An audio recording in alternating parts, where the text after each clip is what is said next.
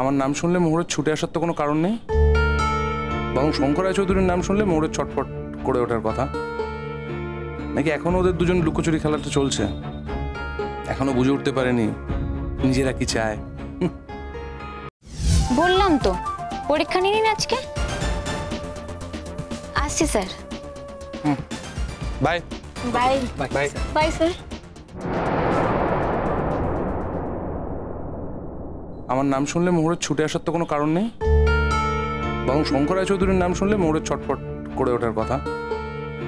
নাকি এখনো ওদের দুজন লুকোচুরি খেলাটা চলছে, এখনো বুঝে উঠতে পারেনি নিজেরা কি চায়।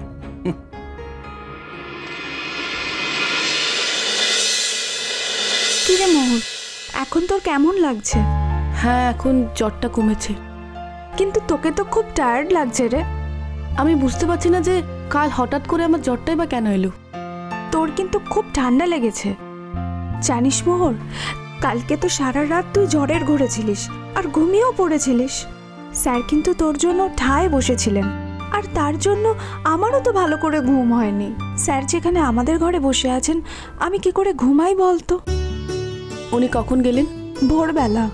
তখন তো জ্বরটা একটু কমেছে, ঘাম দিচ্ছে। আর আমারও না তখন ওই তন্দ্রা মতন এসছিল।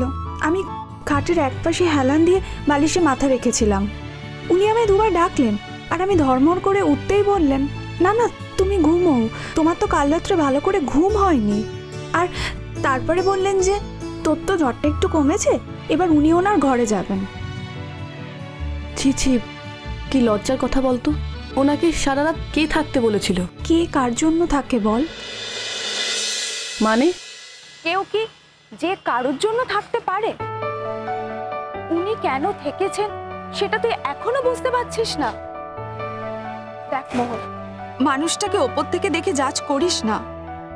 উনি ভেতর থেকে একদম অন্যরকম। ওনার জীবনে অনেক কাটাছেঁড়া আছে। উনি হয়তো নিজের ভেতরটা কাউকে দেখাতে পারেন না, তাই হয়তো সবার মতো নিজেকে প্রকাশ করতেও পারেন না। উনি তো ওই রকমই। মোহর, মানুষটাকে আর কষ্ট দিস না।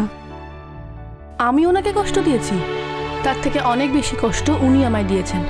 এখন তো বুঝতে পেরেছিস ওনার থেকে ভালো তোকে আর পৃথিবীতে কেউ বাসে না।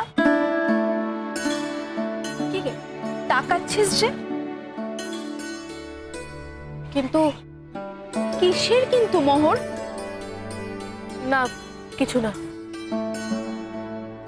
আমি কিন্তু তোকে বলেছিলাম, আগের দিন বলেছিলাম, যদিও সেটা ঠাট্টা করে। আজ সিরিয়াসলি বলছি, তুইও কিন্তু ওই মানুষটাকে ভেতরে ভেতরে ভালোবেসে ফেলেছিস।